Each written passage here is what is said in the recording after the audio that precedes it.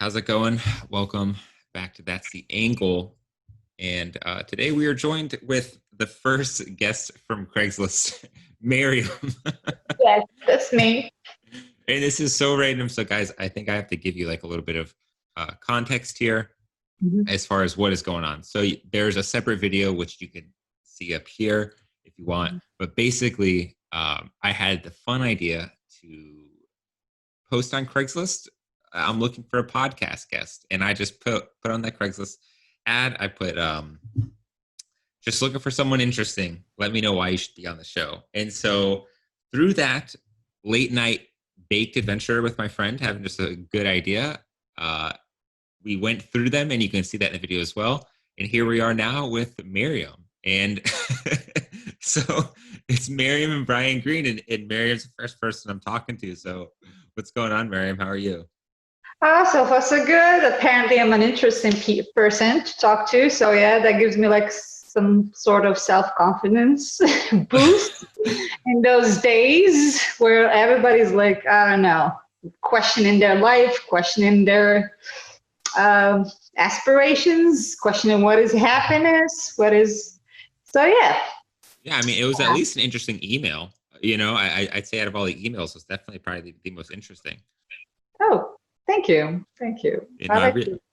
yeah, I like I it. mean, I really enjoyed it. Me and my friend Alex, who we went through all the emails with, and trust me, there were a bunch because it's just so random. And I have questions about that. We really liked yours. It was so funny. And my first thing that comes to mind is, what were you doing on Craigslist looking in the talent section?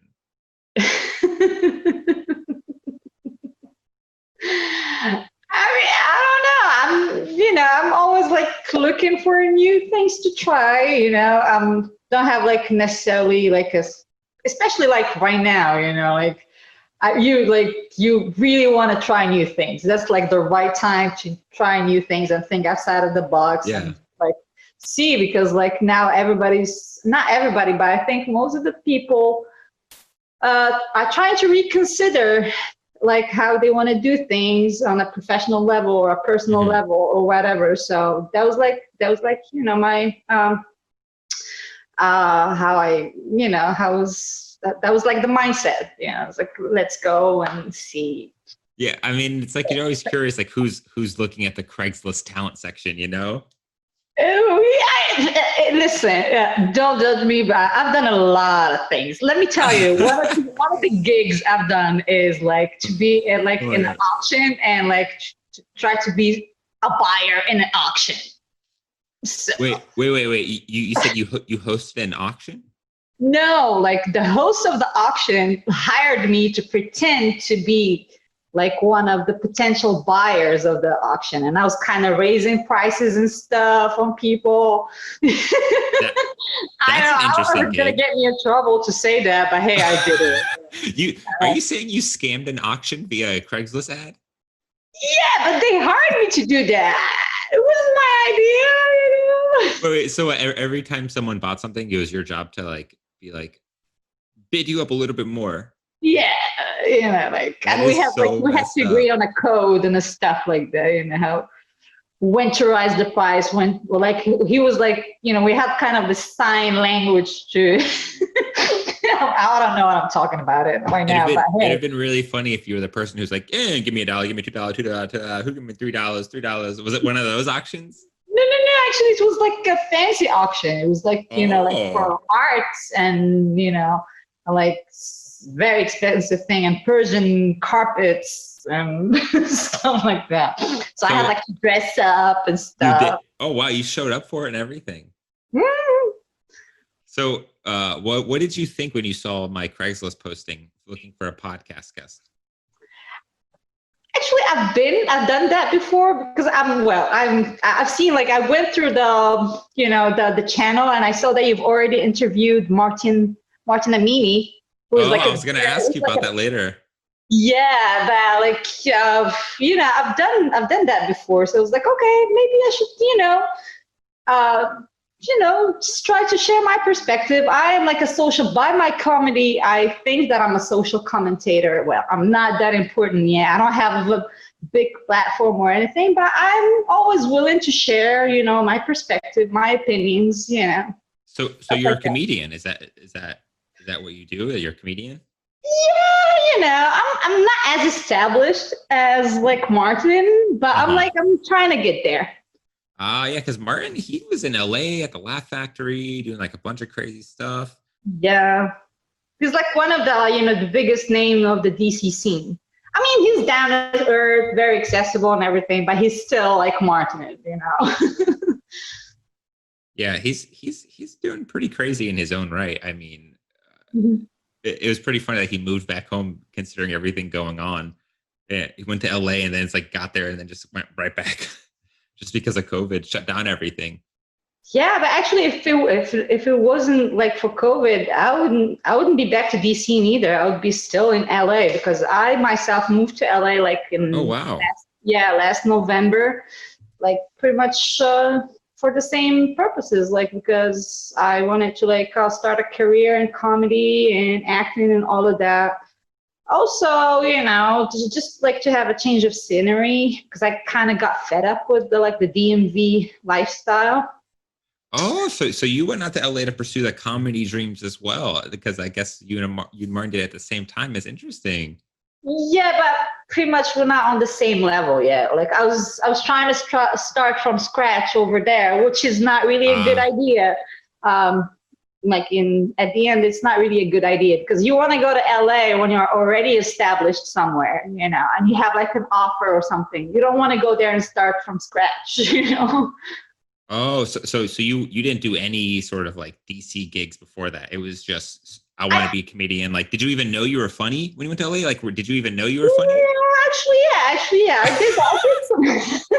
No, no, I'm not like a rookie that much of a rookie. I've been like doing comedy for like 2 years. I've done some booked shows in DC. I wasn't paid that much for it. Yeah, I know the I comedy gig. It's performed at it's the rough when comedy you're starting. store too. I performed like twice, but it was not like on a big time show. Like I once did like the potluck, which is like the mic, and then they called me back for like a friends and family show, which is already like a good start for somebody who's like a beginner like me. But then like things started to get going for me, and I started to get excited and everything, and then COVID happened, and I lost my Oh, job, lost my passion and everything, and I was just like, okay, if I stay in LA, I'm just gonna be like in the streets or something like that. what do you mean? And oh, Yeah, huh? yeah. You end up on Skid Row, Oh, doing I mean, crack and sucking dick for $20. yeah, well, crack is very expensive, mind you. Is that why they're all Yeah, homeless? they be doing meth. It's Oh yeah, less they do expensive. meth, not crack. Meth, Yeah. Crack is still fentanyl. fancy, trust me, because it still has a little bit of cocaine in it. But you've done crack?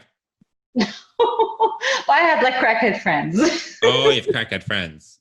Yeah, That not seems anymore like because they ended that, up stealing stuff from me because yeah, it seems like a problem to have crackhead friends. I don't know if those are the kind of friends you want to have around. Like, what do you no, talk but about with you want crackhead to have a friends? crackhead neighbor though.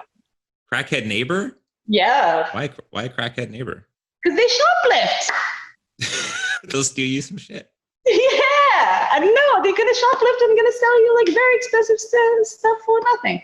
Again, I'm not sure if there's any legal liability on what I say, but I'm just gonna say. Of course not, because you never did it. You just heard about it, right? Yeah, Yeah, you just heard about it. I mean, God forbid you give them a shopping list and they happen to come back and you give them $20 for something that costs 200. yeah, No no, big God deal. They forbid got their they know crack. your size. I mean, look, if someone gives you a gift, it's not your job to question where they got it from. Exactly. See, See, that's just how it goes. You just don't do it. good, Messed good. up. Are you a lawyer, like in daytime? No, no, not a lawyer at all. I'm the furthest thing from a lawyer. Trust me. I don't think that's enough grounds to arrest anyone anyways. What am I gonna do? Come find you and lock you up? You may never know. You gotta be cautious these days. So no crackhead neighbors now. No crackhead neighbors. No, no, not anymore. No. Ah, okay. Dang, that's so cool that you went to LA, then you came back. So you came back strictly because of COVID, or you came back because you didn't like LA? I mean, like COVID made me come back, like essentially because like I had a job.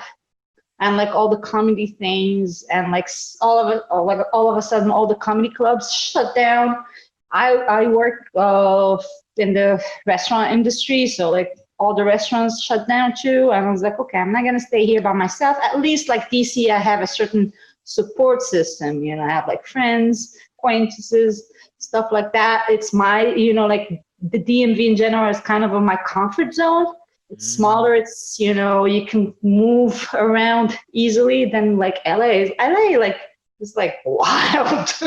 Yeah, I've heard it's hard to get around over there. Like, it's really spread out. It's not really a city. Yeah, absolutely. You definitely need to drive. The gas is expensive. You will find yourself driving like long distances. Ugh. You're going to get stuck in traffic for like a long time. And there isn't like not even a time for traffic. Like you can find traffic anytime. And It's just I'm always like, traffic. It's just the normal. Like sometimes it's 2 a.m. and you'd be like, what the hell? Oh my God. Yeah. Like Friday, Saturday sometimes. Yeah. It makes you wonder why anyone ever wants to live there or like live in a big city. Like, unless you're trying to be like a famous comedian or like on TikTok, it's like, why do you really want to be out there? Yeah, absolutely. But like most of the time, like smart people, they go to LA when they have an offer already. You can't just go there. That's the and move. just, like trying to make it happen, because a lot of people are there doing the same thing. Yeah, I mean, it seems like everyone there is either there to be there to be a good-looking person or there to be like in the entertainment industry or something. Like, Oh, absolutely, absolutely. everyone there has goals of getting a lot of clout. Yeah, absolutely. I agree. It's clout land. Go over there and get the Instagram followers. Yeah. Sure. So are you excited to start comedy back up when it's possible in DC? Yes. Oh my God, I've been itching for stage time. Okay, you made it sound like you were gonna give it up, so I just want to make sure like you're not giving it up. No. I mean, I've been like doing a lot of writing, like what we call the off-court game, and I've been doing a lot of writing. I can't wait to try all what I've written so far, during the quarantine. Yeah. And yeah. I mean, that sounds like the thing to do. I mean, I don't know. I only know as much about comedy as I know from Joe Rogan's podcast. And it seems like it's all about writing and then trying it out on stage. Oh yeah, hell yeah, absolutely. Because you want to write, you want to go try it and go back to rewrites and then try it again and then rewrite. And then at a certain point be like, this is not funny. I'm going to write something else. That's pretty much it. Or it's funny and it works and be like, yes, I'm going to include this joke in my routine. So when it comes to like performing comedy, like with new material, like how often do you bomb? I don't know, but like, I think, I have some established jokes, like jokes that usually work like 80% of the time. But then when I go like just try new things, I'll probably bomb like, 50%, 60% of the time, especially when it's like fresh. Yeah. So you want to record yourself, you want to like look around. That's why I don't do that, like, live virtual, because it's all about that the seems connection. weird. That seems so weird. The Zoom call stand-up comedy. I don't know if I could ever get into that. No, I don't do that because I'm more like about the connection, because you want to read, the audience reactions, because sometimes people don't understand. Sometimes people don't relate. So you want to also like scan whoever is around if you have any audience. Do you like interact with the crowd a lot? Like, would you like make fun of the crowd or anything like that? I'm not yet. I'm not confident yet, Oh, okay. But I'm trying to do like crowd work. That's pretty much like the crowd work is like the host / the hostess thing. Like the person who hosts the show is usually the one that does the crowd work. But like professional established comedians, they definitely are very, very good at crowd work. Not me, not yet. Do you know who Andrew Scholes is? Yes. You like him? Yes, I do actually. I've met him like twice in the Comedy Store. I was just like hanging out there, Is it like really hard to maintain your composure when you're in a place like the Comedy Store when there's so many famous people around you, that people that you see like online, and then they're just there in front of your face? I mean, yeah, well, I mean, he's not Dave Chappelle. He's not, but I think Andrew Schulz is one of the greatest upcoming comedians. Like, I think he's like Sure.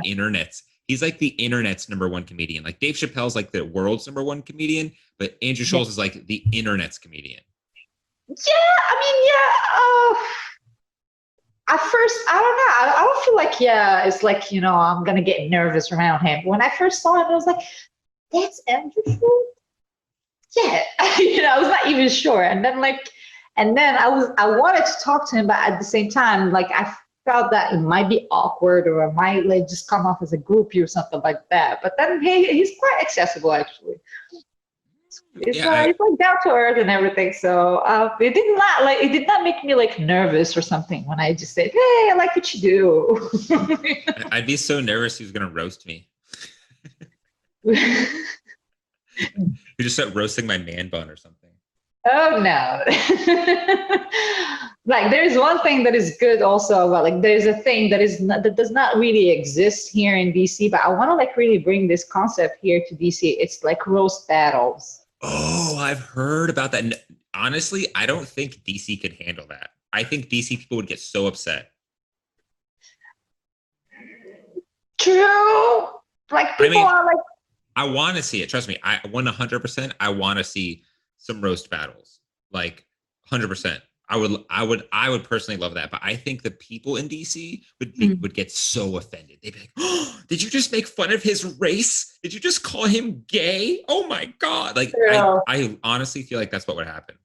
It's true. Like, you, like in LA, that like, as far as creativity can, you're a little bit more like free, freer to make jokes. Sometimes like not personally, I don't want to do that, but like sometimes like comics make racist jokes, but they just land well. I'd be like, oh, damn, that was racist.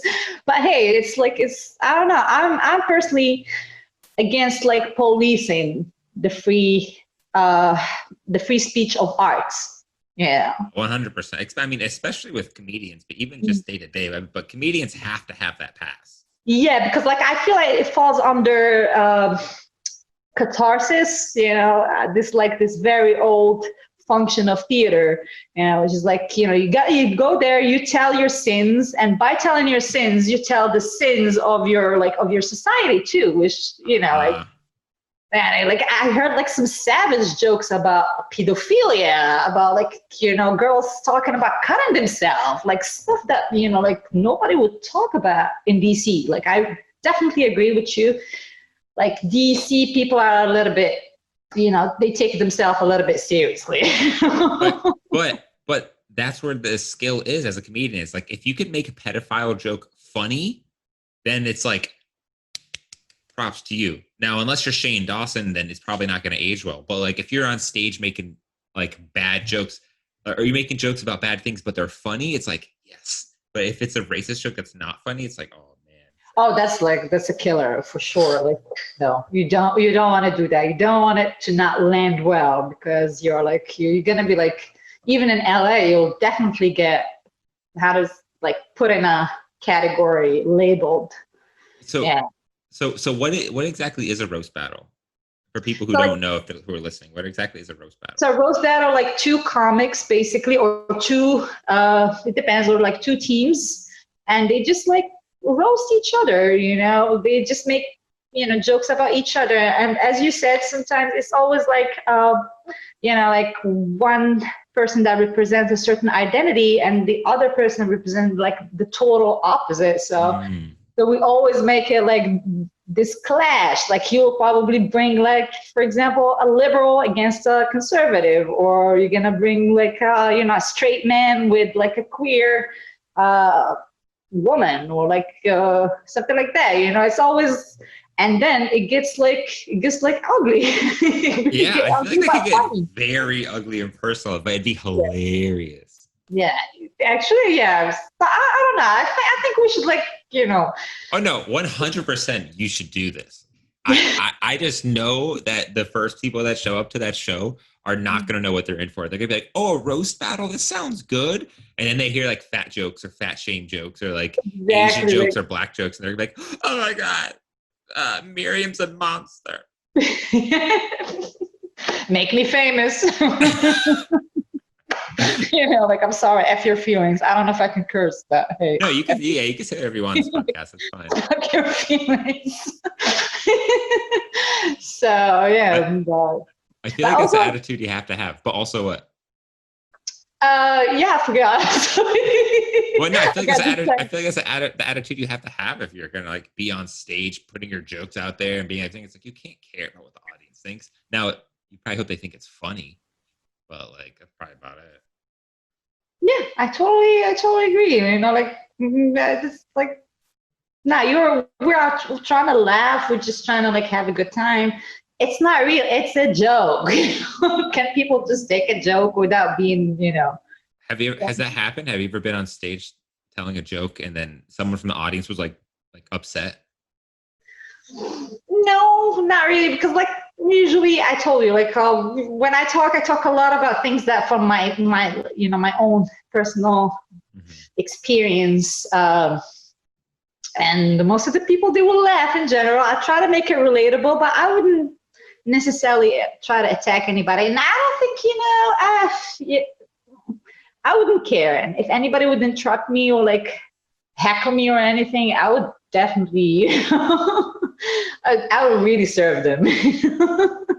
Because as I told you, I'm not like really into like doing offensive jokes. Oh, you don't do like racy humor or anything like that? Yeah, not really. I talk more about I talk about my experience, about being like a Muslim immigrant woman. I talk about mental health. I talk about like.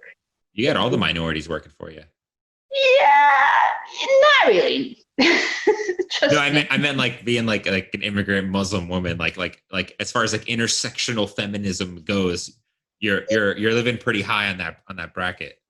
Yeah, but like I'm not like I don't really like, even what I say is like, actually, because I am who I am, I tend sometimes to have like opinions or ideas or subtext that don't match that direction, Like I would like, yeah, I would talk about polygamy, I would talk about a lot of things because I feel because I belong to a certain like category, or like I have that like minority checklist. I kind of feel like entitled to talk about those kind of topics, but I'm not gonna just like be like, oh, the word is whatever, like I feel attacked, stuff like that. It's not who I am, and this is not like the idea I necessarily preach. I sometimes really have very conservative ideas, actually. And people actually, because of that contrast, I kind of create the surprise element of comedy.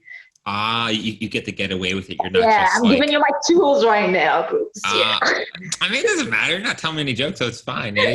I'm not gonna claim a woman Moroccan comedian. I'm nobody. Yeah. I feel like you and Martin should really link up, because something that's interesting about Martin is that he's really trying to like stand up and empower for the comedians who aren't white. Like he's all for the fact that he's Iranian and I think Peruvian, and he's like, really proud to be of that ethnicity and to be a diverse immigrant comedian. So, because something that was really funny that he brought up was that he's like, how come every podcaster and every comedian's white?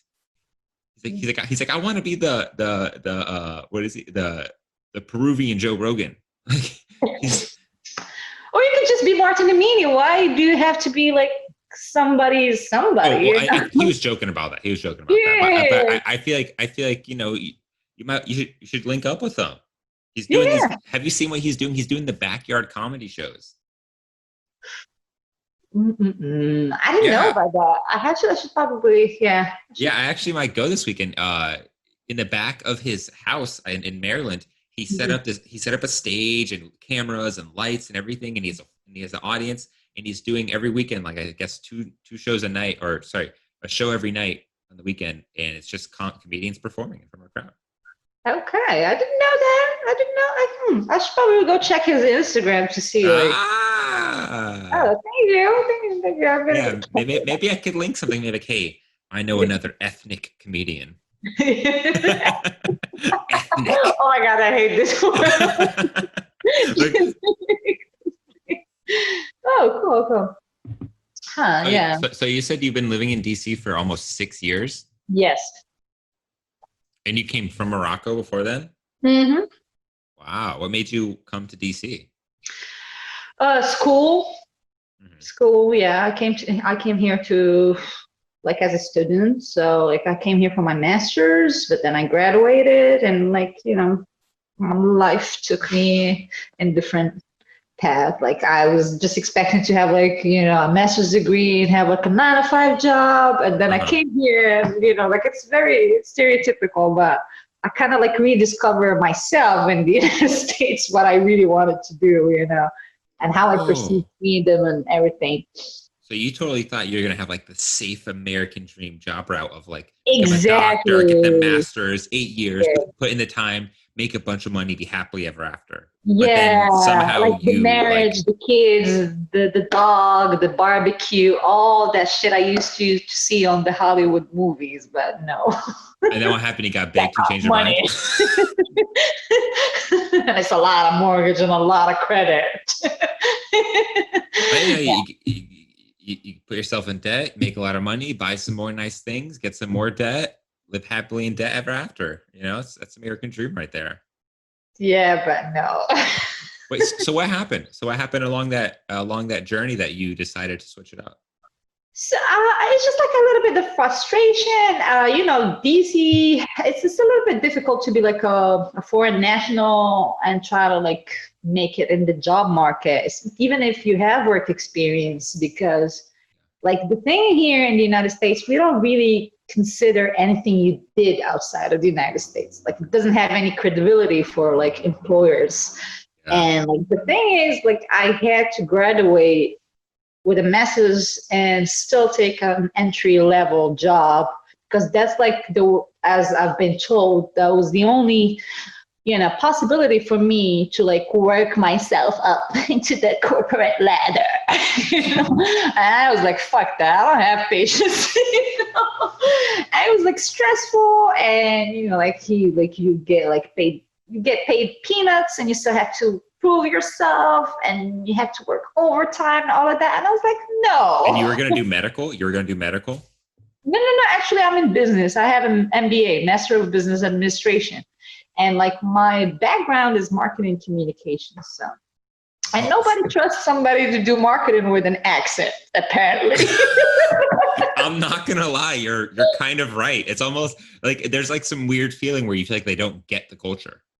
Yeah, so I mean, I don't know. So I was like, okay, I'm not gonna fight that battle. It's gonna take me a long time, and I have a life to live, and that's it. So it was just like, what do you mean? You want to be locked in an office? I don't want to be in an office. Actually, that I just realized that I don't want to be in an office. It's not even healthy to be sitting like 9 to 5, like just sitting in front of a screen, like that, or like have to like sit for those meetings and get that pressure and like take all those microaggressions in the corporate America. And again, that's a fact right there. That micro weird day-to-day shit you got to deal with. Yeah, but the thing is, microaggressions exist. It's just like when you're an outsider, I still feel like I just feel that I kind of started to understand it. But when I first came in here, like the first year, second year, third year, you get a little bit confused. You'd be like, is it me or people are mean to me? You don't even know, because you don't want to judge, because you understand that you're not from here. You don't understand the culture. Maybe it's you and your background and your own culture and your own thing that consider this an aggression or a microaggression. But then with time, you'd be like, fuck yeah, it was a microaggression. Yeah, I'm pretty sure if you think it's a microaggression, it probably is some passive aggressive bullshit. Yeah, stuff like that. like you will have people in a professional meeting making fun of my accent. I'd be like, bitch, I speak 5 languages. How many? Nah, that's my thinking. Of course, I don't say that. Like, Do you really speak 5 languages languages? you speak? You know? You really do? Well, That's yeah, crazy. yeah, whatever. Like, I'm sorry, but I can't get what you said out of my head. You said it's hard for people to trust people with accents, like yeah. to trust their knowledge. Why is it that's such a weird phenomenon where you almost feel like, and I'm going to say it for what it is, you almost feel like someone with an accent knows less than you. Well, thank you for saying it. Thank you for saying it. Although, like a person, I don't want to, come off as like arrogant or anything. But anybody who's not from the United States might know more than anybody from the United States. 100%, 100%. It's not because I'm saying like I don't want to like try to imply that Americans are stupid or anything. No, Americans are humans, are very smart people, but it's just like you have that very like you have that specialty thing. You really have to have a specialty. You have to have a niche. You take one thing and you master it and you do it well and you just like advance that specific field. While like most of the people from the rest of the world, we have a more like a broad learning experience, so we get to touch a little bit of everything, we get to know a little bit of everything. We still of course we focus on a specialty or something like that, or like a field, but we are required to know other things. I don't know if it makes any sense. It does. I don't have probably as much of a worldview as you do, but like I feel like I'd rather specialize in something than like have a little bit of everything. Yeah, I mean, here in America, yes, but in other places, no. You are kind of required to know a little bit more because you want to be, you want to be a little bit, you want to know how to do a lot of things. Not a lot of things, but some things. So, wouldn't you want to be like a amazing comedian and not like a okay comedian? I'm sorry, I didn't get that. Say that again. Wouldn't you rather like be a specialized comedian than be like someone who does like part comedian, part working at a restaurant, part this, part that? Then I feel like you never really become really good at anything. Oh yeah, I told you that you still have to have your own field or your own specialty, but it's just like you want to do other things on the side and learn other skills on the side too. Like for example, here a school teacher is not really required to have like computer skills or any I don't know. But like if a school teacher is somewhere else, how can you be educated without having computer skills? I see what you're saying. So it's just like the expectations are different, but again, it's just a different way of like approaching life. But I think in this kind of like situations, like for example, the pandemic, a lot of people found themselves outside of like not working, furloughed, she terminated a lot of things. You want to have another skill. You want to know how to do something else in order to survive. You cannot just capitalize on one thing. Yeah, that's true. I think a lot of people picked up a lot of new skills and hobbies during this whole thing. They At least I hope they did. I don't know. Yeah, but like I'm talking about something that's gonna make you like, that's gonna sustain you in a way or another. I don't know, but that's just like my humble opinion. Yeah, I guess it's different when you don't see it coming. Like we no one saw COVID coming, so it's hard to be prepared with a side hustle. Yeah. Most people just found it. Some people started like delivering groceries. Some people started making more YouTube content like me, like other shit. Yeah, or like for example, I'm talking about stuff like for example, somebody who does marketing, they can also like do graphic design, stuff like that, like sometimes it isn't the same thing, not necessarily, being in marketing and driving Uber or delivering groceries or something like that, but something that you could really transition into it like later and into an office job or a full-time job or something like that, not just like the gig economy. So do you like living in DC? Like, do you like the people here and stuff? Like, do you like DC? Yeah, I miss DC. Like, you missed it? Yeah, I did actually. I didn't know because, like, at first when I left, I was like, "Oh, fuck DC, fuck those uppity people, those so self-important government workers." You know? Not wrong. But then no, I missed the structure. I missed the cleanliness. I missed everything about it. Like, it's still DC has character and has soul. It has Well, soul. It's real. It's real. It's a city that has like a history and a soul. I mean, a lot of people think otherwise, but I agree with you. I 100%. I think there's a lot of culture and a lot of cool shit happening here. Yeah, yeah, absolutely. Like even like the architecture is like, like there is like a certain type of architecture that is just typical to DC. I haven't seen like I've been a little bit around. I haven't seen anything similar. The Yeah, culture, like, DC's weird, right? It's like you get the mix of city, yeah, you get the mix of like a lot of forest and a lot of trees, unlike New York, which is just pure city. But then, unlike LA, DC is like a great spot to like use public transportation. Like in LA, I know you have to drive everywhere, but in DC, like I just got a little Vespa, like a little scooter. I fucking love that thing. I drive that thing everywhere, and you can like you could do that. You could do the metro. You could do like those little uh electric bikes. You could, yeah. yeah, the little actual scooters. Mhm. Like and still feel like that city vibe. As we're in LA, you can't do that. It's just like bumper to No, bumper. absolutely not. Absolutely not. And some neighborhoods in DC, like you feel like you're really in the suburbs in the city. Like some neighborhoods in DC are very quiet. You don't even feel that you're in the city. Like I used to live in Northeast, like around the Brooklyn area next to the Catholic University. That's a very quiet, like, area. It's not even fancy or anything. It's just like middle class, but it's very quiet as opposed to like if you're in Shaw or like 9th Street or like, Chinatown or like 14th Street or anything like that. So you have a mix of, Well, I of mean, like let's city be vibes. honest. 14th Street is nothing but gay dudes. Only gay dudes live on 14th Street. I don't know if you figured that out, but like, unless you're a gay dude who has a really good haircut and skincare, you're living on 14th. It's too expensive. It's so expensive to live on 14th.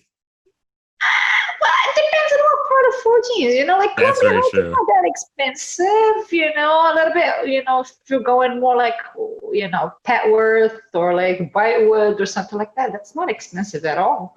No, I just think it's really funny. That's just where all Yeah, my but that's like just where all my gay 14th, friends live. yeah, I know like what part of 14th Street you're talking about. I That's like the U, expensive. like U and 14th, around that Yeah. area, Shaw and everything. I live up Mhm. in Mount Pleasant, and you're right. Like I feel like I'm living in Virginia.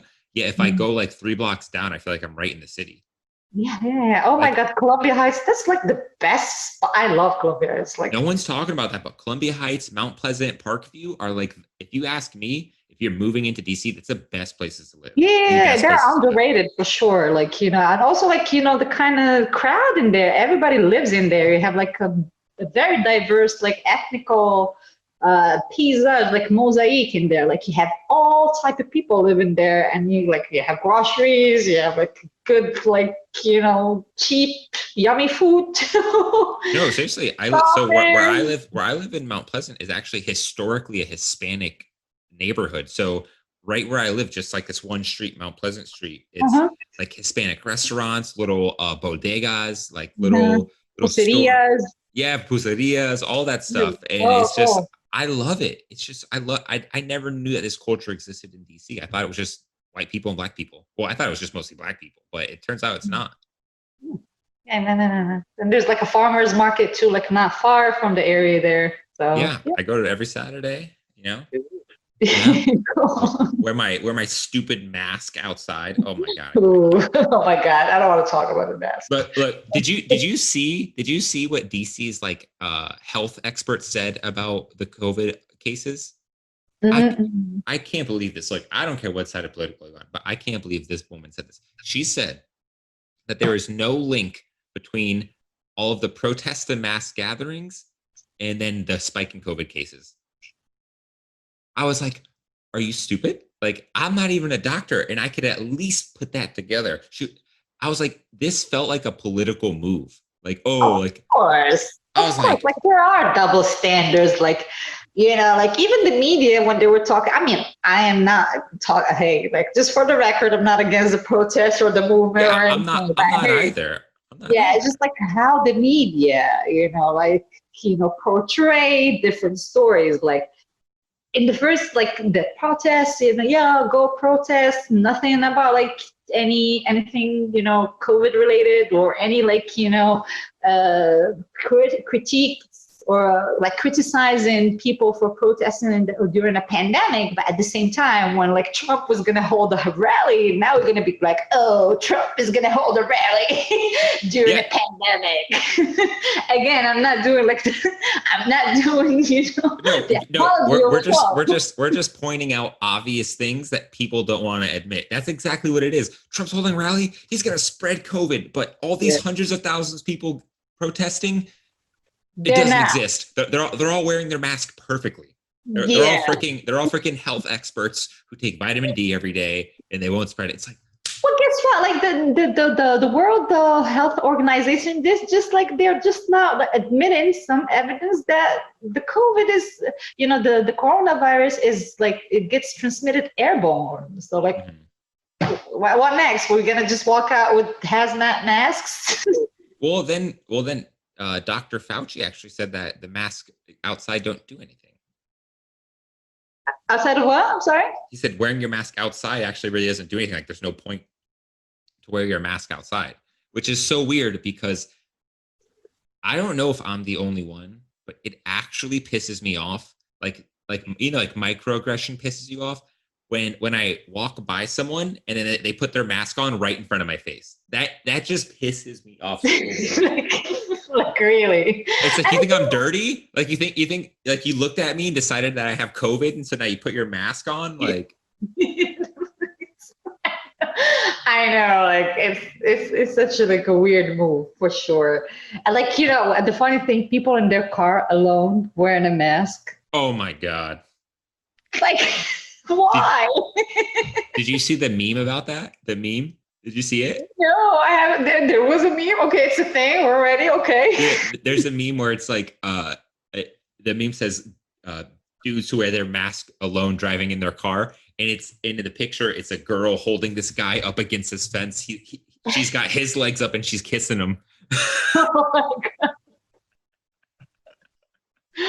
god. Yeah, man. No, people are doing too much. Like, I mean, I understand you go somewhere inside, you just comply, even if if you don't like to put a mask on, because it's like, it's a closed space, either like a grocery store or like supermarket or store or whatever, just put your mask on. But then, outside, you don't necessarily just keep I think social distancing is a little bit more important. I think people sometimes forget the essential and focus on the optional accessory things. Like people need to be thinking about their health. yeah, but no, let me explain. Like, what is essential? Hand sanitizers or washing your hand with soap? Washing your hand with soap.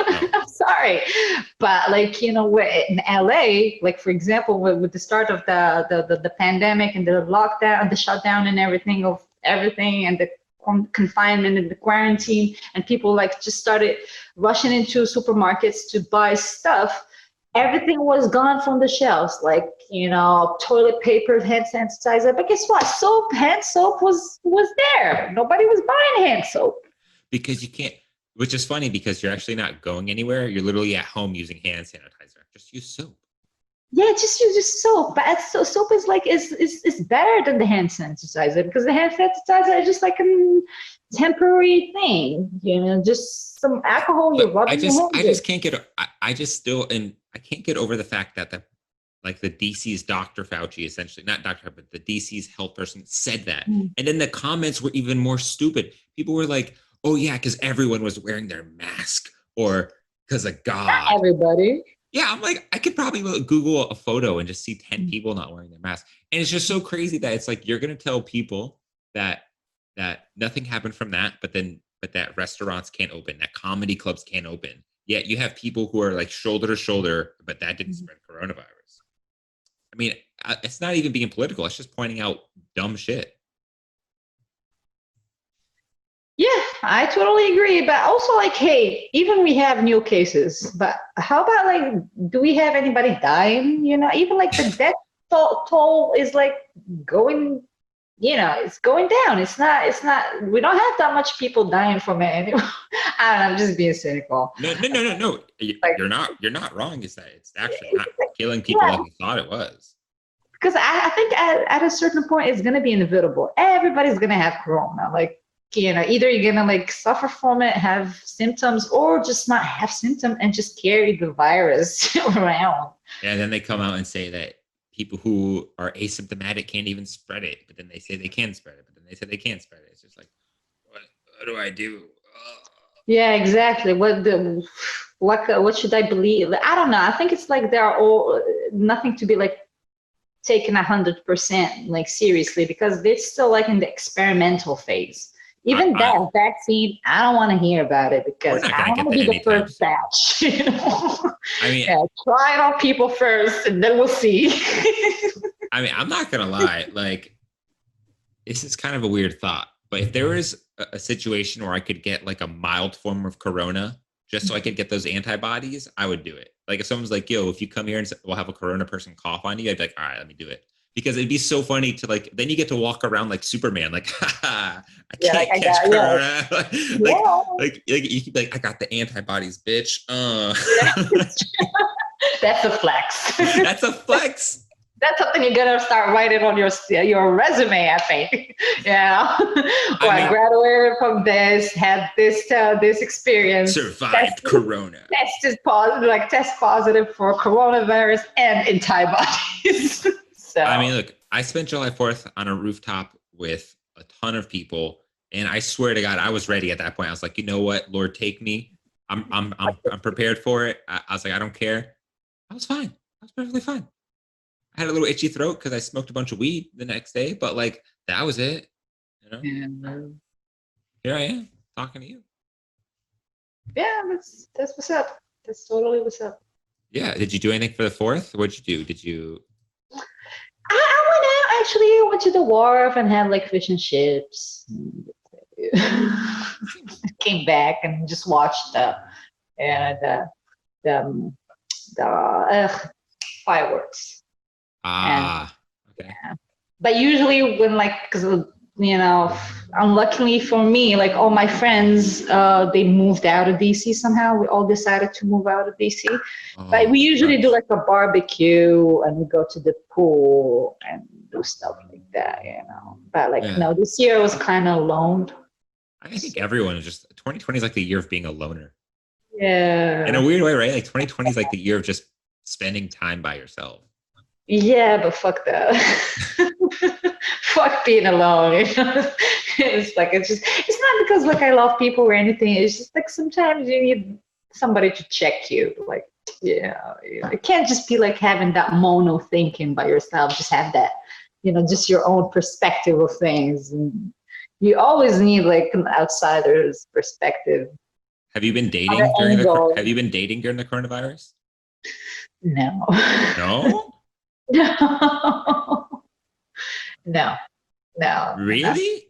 Not even we didn't go on one date this entire time? Mm-mm. I'm sorry to hear that. I didn't mean to expose you like that. It's all good, I don't care. I totally don't care about it, I'm not beyond that right now. I have like other things to think of. Like for me, like going on a date is just like, not using my time to do more substantial stuff. I guess. I mean, I've been going on dates during Corona. I'm not gonna lie, it's been kind of fun. Yeah, like with the mask and everything. Where are we gonna go? Like just sit with masks somewhere. I'm not gonna lie. I went on a date literally yesterday, and it was the worst date I've ever been on in my life. You know what happened? Like, I gotta tell you about this. It was the worst date I've ever been on in my life. The moment I should have known in like the first instant. So like we were talking a lot before the date because we met on a dating app. Mm-hmm. And so I thought it was gonna be like magical. Like I thought it was gonna be like romance. So I go to meet her and I was just like excited to see her. So I was like, hey, like good to see you. And she goes, whoa. She goes, what? Like, maybe we shouldn't hug. Like I just got off a plane. I was like, okay. I was like, okay, you're like that. Okay, I didn't see that coming. So that was like already, I was like, oh man, like This is weird. Yeah. I was like, this is weird. Like we're meeting in a public place. Like at least take the risk. If you're gonna meet me, at least take that risk with me to catch corona. Like, you know what I'm saying? Like That's kind of like, I don't know. If you want to meet somebody, at least you sign up for this risk yeah, already. you're signing up for that. At least a hug. Like, what do you mean? Sorry. And so I was like, and so that kind of threw me off. I was like, all right, fuck it. I was like, Yeah. fuck it. I'm still trying to, And so we ended up just talking about the we ended up just like talking about defunding police, and which felt we ended up talking politics, and then it went from like defunding police, which I don't entirely agree with. Essentially, we talked politics, which was the worst idea, and it was so annoying, and it was so bad, and I was just like, oh my god, this is fucking torture. This is exhausting. So we walked up, and like walked to this. I purposely walked to this corner. I was like, hey, I'm just gonna jump on my scooter and I'm just gonna go home. I was like, yeah. I was like, this date's been pretty exhausting. And like I felt so bad. Like I couldn't even like look her in the eyes. Like I was just like, it's just been exhausting. And she just like was like, yeah, oh, okay. And she walked away and I walked away. And I was just like, Uh, yeah, that was terrible. Sorry. I'm not gonna lie. Literally the worst date of my life. Literally. It was like a political argument the entire time. And I wasn't even trying to argue or talk politics. I was Yeah, what's the point actually? I don't know. I feel like I like to discuss politics, and I'm like very, even like in my writing, I'm very like political. Yeah. But I feel like now social media is just enough for politics, Oh my God. leave Yeah. and I just leave all my political views, on Twitter and Facebook. And if I want to go out, I just want to have a good time and probably talk about, trivial stuff. I want to talk about nails and want to talk about like TV programs. And I don't know, just because I feel like, social media is already doing enough for the political discussion. If you just open up social media, all you get is politics. It's sure. really annoying. I mean, not that I think what's going on is annoying, but I just think if the 1,000 people that I follow are all talking and sharing the same thing, that's not what I signed up for. I signed up for like pictures of like beautiful photos and hot women and to see my friends' lives. I didn't sign up for you to shame me into being from Yeah. like Jesus. That was the good era of social media, blogs. Yeah, social media is never the same after 2020. Now social media just became everyone's like political platform. Yeah. Oh my God. No, I myself like sometimes feel that's too much. That's why like I follow like, cat accounts, like cat memes accounts. Like, yeah, right. They're probably posting cat memes that are political, right? Like, yeah, but the thing is, like, even it's not even social media, but it's just in general. Like, you have politics and you have everything else that got politicized. Sport got politicized, arts got politicized. Everything else has like a political aspect of the thing. Want to hear something crazy? Want to hear like a weird? So I'm pretty involved in the art world. And something that's been happening is that because of all the activism and the Black Lives Matter stuff, not that any of that stuff is wrong. I 100% am all for all that stuff. But because of that, now everyone only wants to support Black artists. So every other artist is having a hard time finding opportunities now, because on one end, it's great because people are getting opportunities, but now they're only offering them to Black artists, which creates a problem because we have Asian artists and Hispanic artists and white artists and Hawaiian artists, and they're being literally denied even though they're qualified for gigs. Like I was talking to a buddy of mine who I'm not going to name. He was saying that he got the job for a mural. He's a Hispanic guy too, like immigrant Hispanic guy. He got the job for a mural, and when they found out he wasn't Black, they took it away and they gave it to someone else. He gave it to a Black person. Yeah, but even this like whole supporting of Black art, Black products is just a trend. It's gonna end. That's the thing. Yeah, it's just a trend. It's not gonna like be there forever. That's the thing. It's just like unfortunately, this is how people just like hijack a movement or just like jump into like a PR opportunity, and that's why I really like sometimes even in that support is not really sincere or sustainable. That's the thing. And a lot of galleries are obviously doing it just for the look. Like I have Black artist friends who are like, yeah, this gallery never talked to me before, but now because of everything going on, they want to email me back 5 years later. I'm like, hell yeah. I'm like, yo, bro. I'm like, get that money, baby. I'm like, do your. I'm like, if I was black too right now, I'd be getting that money. But you know, it's like it's just weird that we are now in a society where I can get demonized for even being critical and for even talking about these things. You know what I'm saying? Like I like just me talking about this. Like people are gonna be like, you're blah blah blah. It's like, no, I'm just pointing things out. We live in a Yeah. weird world where even people are scared to even talk about that. Yeah, but that's the Weird. problem. That's what I you really don't like, because like it's, and sometimes it happens to me too, like because I look the way I look and because of my background, I just have to have like liberal, 100% liberal ideas. No, fuck that. You don't tell me what to think. And people would have the audacity to come and try to tell me that I am wrong and that I'm brainwashed. No, I am a human being and I can have my own, my own thoughts Oh and my yeah, own that's so opinions. true. And that's Yeah. racist, by the way, to think that a woman like me who looks like me cannot make her own opinion and like her own ideas or think Yeah. by herself. And that I need you to tell me what to say or what not to say or what to think or not to think, Like like, because you look like how you do, you have to think this way. yeah, you have to be like, no.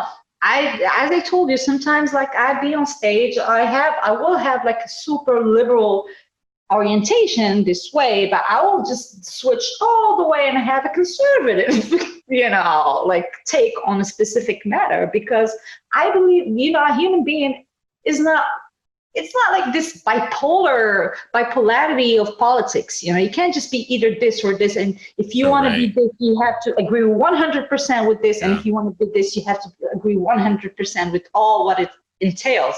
No, I can take something from here and I can take something from here and I can, and I can bring my new ideas and I can think for myself and I can create something new and just be me. No, Why? you're not allowed to because you're a Moroccan woman. You're an immigrant. You are supposed to hate the president and you're supposed to hate No, everything that.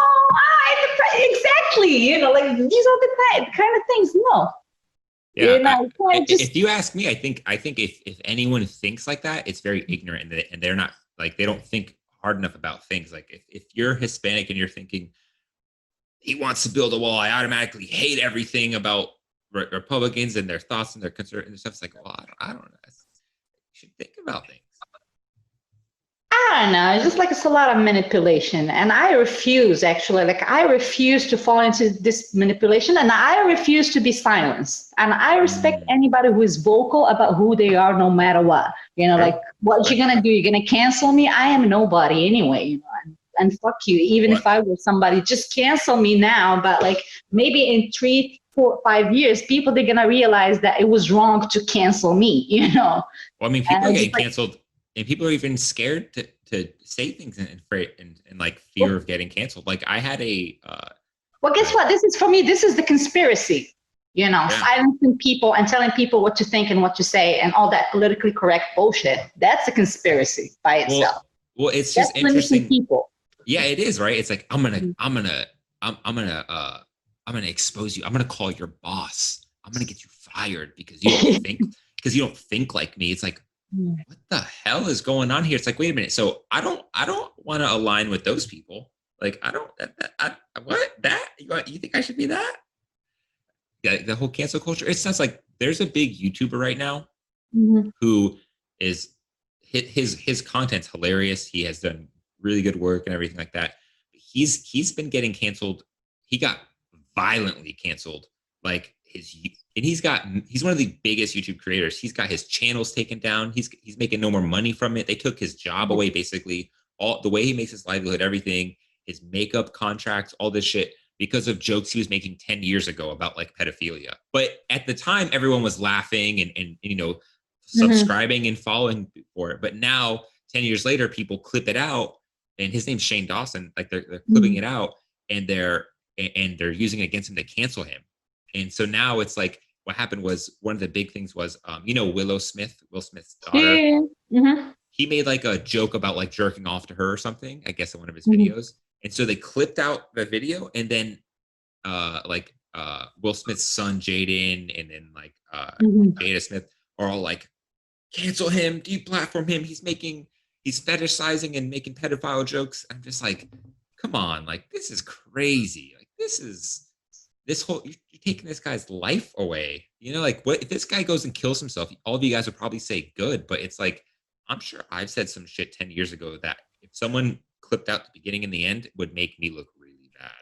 Yeah.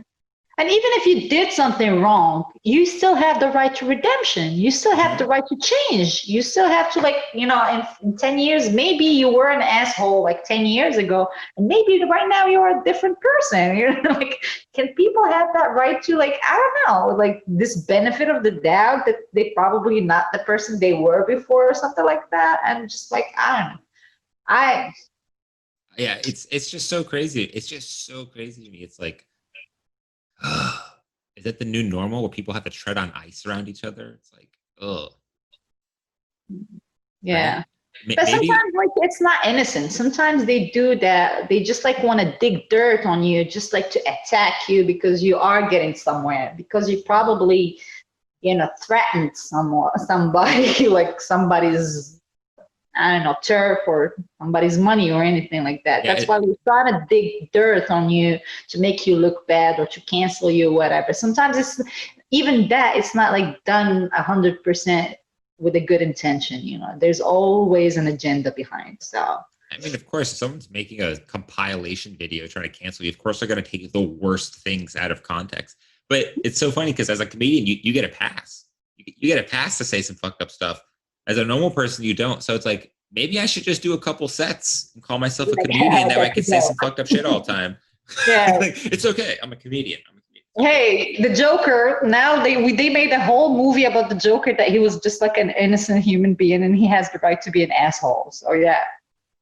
We right? comedians, we the Jokers. Yeah, everyone loves a Joker now, right? Like it's crazy. Yeah, you can do whatever. You'd be like, "Hey, that was a joke." Yeah, I'm a comedian. Don't worry. Oh, it's okay. Yeah, it's fine. Yeah, it's cool. Yeah, you probably at a certain point you will just have to walk around with like a clown costume or like the Joker costume. Like all the, the props and stuff like that. You'd be like, hey. Yeah, I don't know if I'll go that far just to say a racist joke. Like, that's too much. Yeah, right. So it's so crazy, right? Welcome to DC. I tell people, like, welcome to DC. Thank you. Yeah. Yeah, actually, I wanted to I wanted myself to like create a podcast show, something like that. But I wanted to make it about homeless people. Just go outside and start interviewing homeless people and ask them like questions about life. No, you're gonna get canceled. You're gonna get canceled for doing that because you're gonna be exploiting homeless people. Okay, you're gonna be exploiting homeless people for your own monetization. Because if those videos make money and you gain from it, you exploited a poor homeless person. Yeah, people would still want to watch it, just like the Kardashians. I mean, they're exploiting America. I'm not gonna lie, that idea to interview homeless people seems pretty awesome, but scary, but awesome.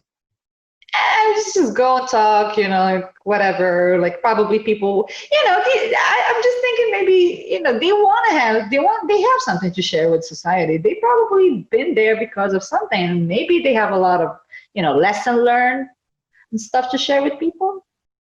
I don't know. It's also a population. It's like a, very important population of the city, so they probably have their own concerns too and other things to voice. I don't know, I feel like that's like the prime real estate to catch coronas from a homeless person right about now. Wow, I don't know myself, so I was just thinking out loud. That'd be funny. So how'd you end up here? I don't know.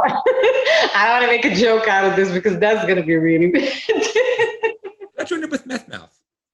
Yeah. So why do it's so crazy, right? Like there's I mean, I do have a lot of questions I'd love to ask a homeless person, but like that'd be interesting. You ever seen like Humans of New York or People of New York, that blog or anything like that? Yeah, Humans of New York. Actually, I had the book, like the book of pictures and stuff like that. It's a classic. Yeah. It was like do you remember Post Secret? Huh? I'm sorry? You ever heard of Post Secret? No. Oh, man, that was something when I was like a teenager. Basically, it was like a compilation book where people Mhm. would mail in like a letter or a postcard with a secret on it and be anonymous, and they would publish them in a book, and it became like a big thing. Ooh. Yeah. What did they say? Like, I slept with my cousin when I was I mean, yeah, sometimes there'd be some really fucked up stuff in 13. there. And that's why it was so good because people would just admit the most vile stuff. And then you Yeah. could just go read it and be like, oh my God, like humans did this? Like, whoa. Mhm. Oh, that'd be interesting. Hmm. Right? People could use a post secret right about now. Hmm. Yeah. Let's Awesome. bring it back. Let's start a box. Let's get a little, those free libraries. Oh yeah. We'll do one for secrets. It'll be a Dropbox, have a little pen and a little post. You just put your secret in there. Yeah. This might be the schmove. Yeah, but we have to spice it up a little bit and be like, yo, put the name of somebody on it, like Whoa, calling call people somebody out. out. We'll call it the cancel box. You want to cancel someone? Put it right here. We're gonna believe you because we're gonna Yeah, believe you no matter what.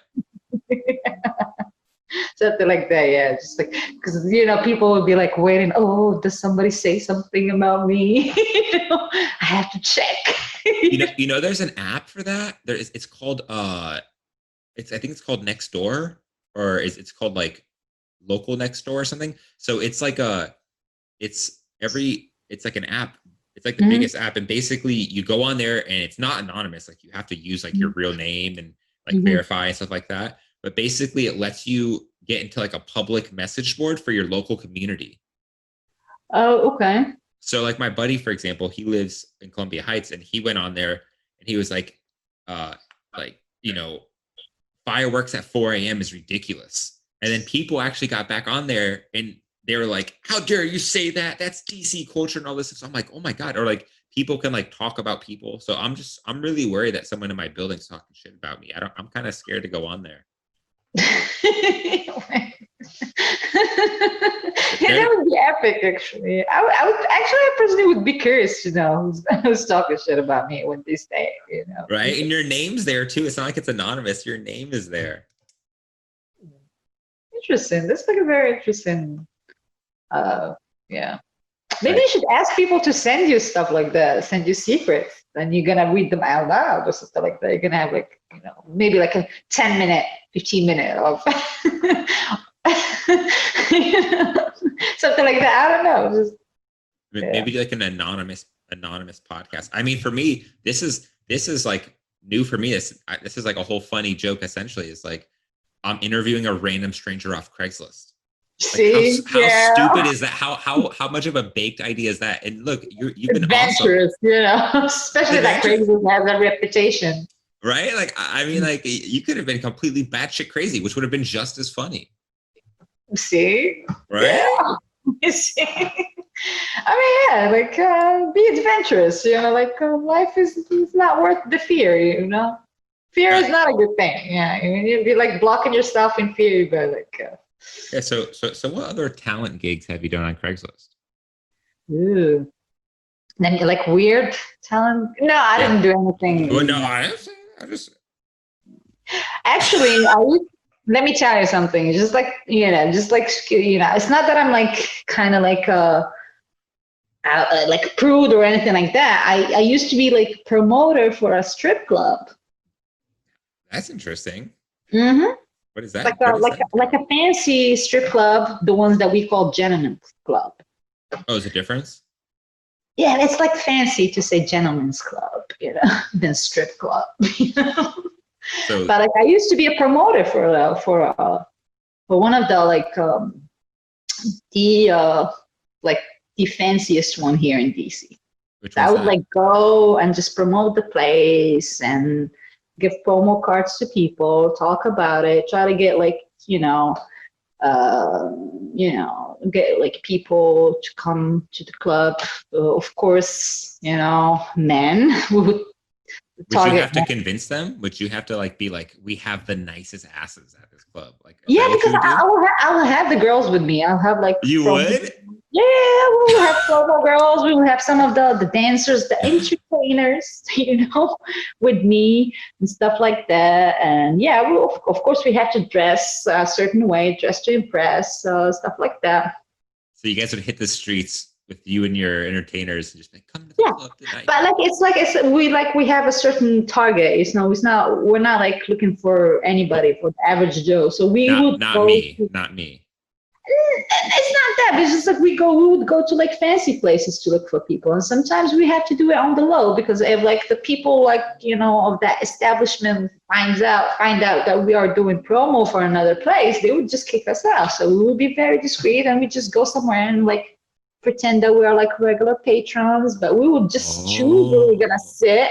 Yeah, stuff like that, and just like start a conversation with people, just like regular people, and be like, by the way, we work for this place, and here is a card if you want to come. That gets you in for free. Blah blah. You don't have. I see. A bunch of hot girls hanging around. Of course, dudes are gonna come around. Like, oh, so you want to see us? Come to a stadium tonight. No, I don't. Yeah, no. Ew, raggedy. That's a strip club, not a gentleman's club. Yeah. Yeah, no savings. Did you ever strip? Did you ever try it? No. No, you didn't do it. They didn't ask you to. You weren't like really. I feel like if anyone's involved with those kinds of people, they would just be like, you want to try dancing sometime? Yeah, well, no, not me actually. It's not that I'm like judging or anything. It's just like it's not for me. It's just I don't feel like comfortable. Like really, somebody's gonna touch my ass and throw me $1. Yeah. Fuck that. Yeah. I mean, like at this point, I feel like I can just get that $1 without even doing anything. Because You can get dollars talking to someone on Craigslist. Shit, look at me, you hustle. yeah, I don't need to show my ass, bro. Yeah, but I did go-go dance though. Well, I mean, that's not that different. No, because I'll be dressed. I'm not gonna be naked or dressing out. You're like a little naked when you're like kind of naked. Yeah, my butt cheeks. Yeah. Yeah. I'll be dancing. I'll be doing something artistic. Like it's not. Were you go dancing at a rave or was it just like for fun? Yeah, I did that for like no, not for fun. Come on, for money. Damn. Okay. For fun. No, I'm not that kind of girl. I was really doing that. No, not for money for sure. I did the clubs. I worked for clubs and parties, like private parties and stuff like that. Private parties? I don't know, man. I don't know if I'm convinced. What kind of private parties? Did they tip you pretty well? I have no shame. If I did anything, I would just, stay. I don't actually. I went to a strip club for my 21st birthday a while ago, and I actually I felt weird. It felt weird throwing money at girls like that. I was like, this doesn't feel right. Yeah, well, yeah.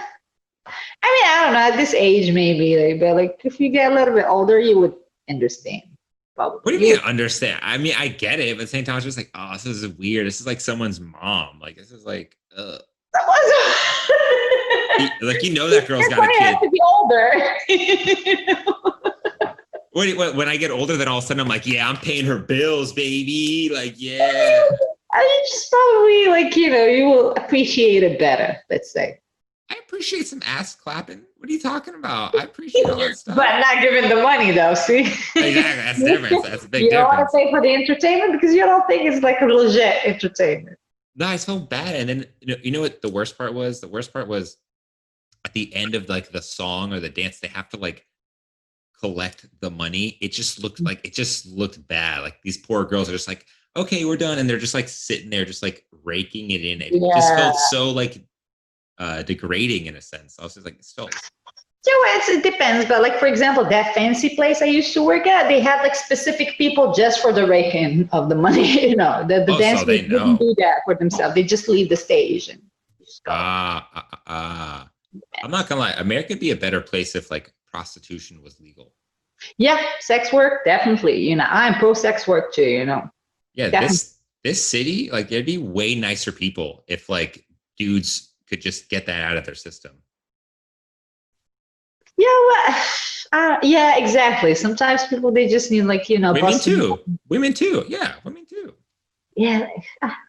And it's like it goes for not like for all genders, not Yeah. just like for men or anything like that. But I think it's like men is a little bit, yeah, it's like kind of like a main clientele that you would like think of.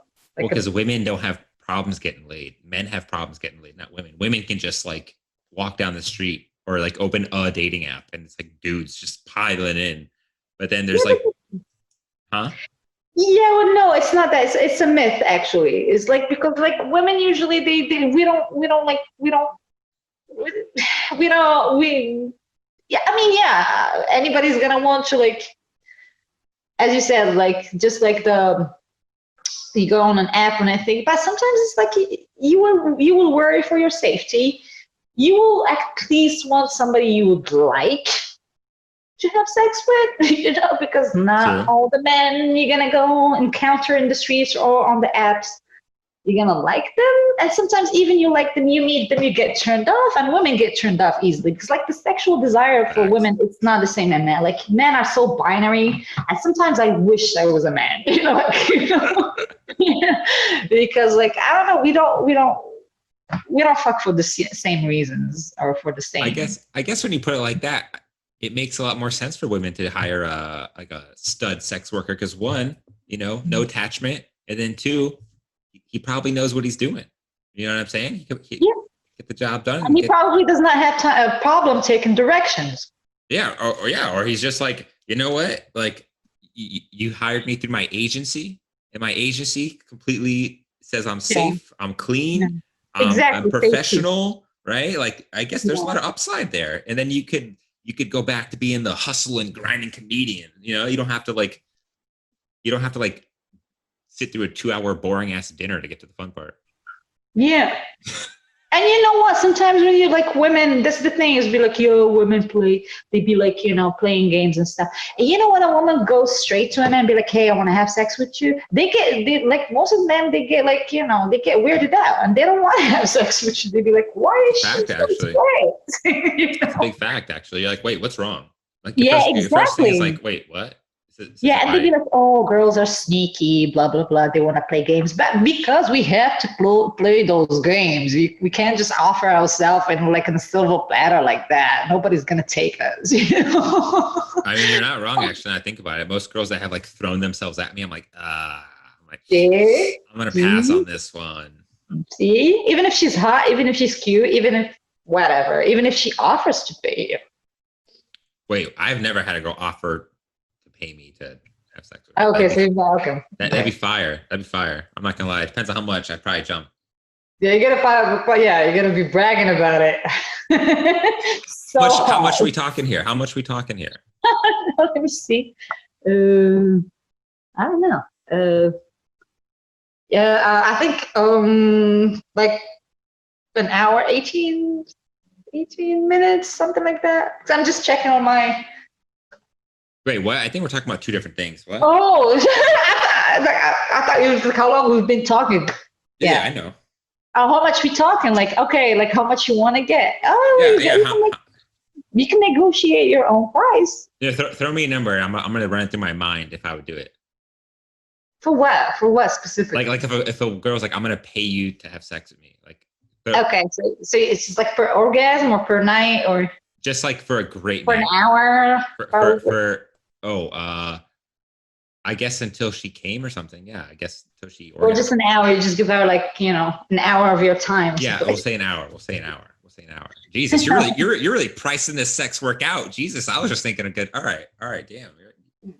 Yeah. All right, throw it out there and I'll think about it. I'm curious. I think you should probably, you're like educated. You have a podcast. You're not a weirdo. You should probably ask for like 250, 300. That's it? Only for 300? How much you want to make? Actually, it's not that. I mean, we got it. I guess you have to consider who it is, right? But like, and you probably should give like, I don't know, you should give a percentage to your pimp or something like that, A guy pimp? Yeah. It's my. It's not a Anybody pimp. who, It's look at that anybody point. who It's not a wants pimp. to. It's an Huh? agent. It's not a pimp. It's your Yeah, an agent. agent. Yes, Agent. like for men, it's always like fancier. Yeah, it's your agent. It's not your pimp. Your agent. It's your Yeah. boss. See, you're gonna have to get ready. You're gonna have to wax. You're gonna have to put, Me? like, No. What? yeah. I'm Like not I waxing nothing. see what your price is gonna drop. My prices for all natural or just trimmed up. I Yeah, I'm mean, it getting. depends. It depends. It depends. I don't know. I don't know. I mean, I'm But at thinking. this point, it's not you. It's just you are doing a service. So you're probably gonna have to, take into consideration what like your client or your customer wants more than who you Man, are. you went so professional on me, Jesus.